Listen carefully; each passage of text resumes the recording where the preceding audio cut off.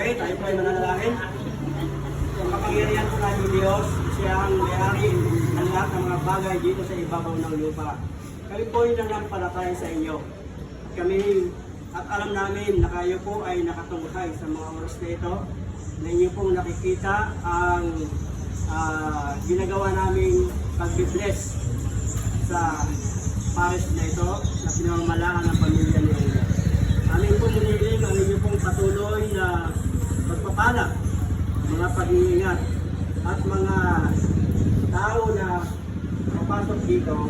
Kaya amin po silang ipinanalangin sa inyo na sa magitan ng kainan na ito ay maramdaman din nila ang tunay na pagmamahal.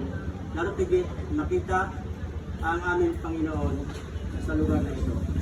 Kaya po, ingatan niyo po ito sa aming pagbubukas sa mga tao, sa mga masamang isipan ng kapwa.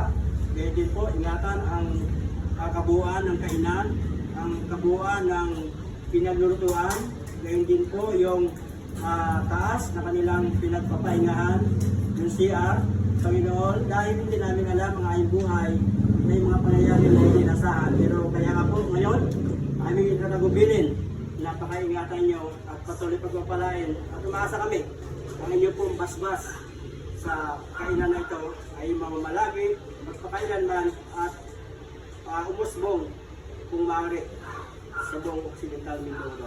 Na kung saan alam namin na ito po ay hindi para sa kanyang sarili, ito po ay makatulong sa mga nangangailangan, lalo tigit sa inyo pong malalagawain.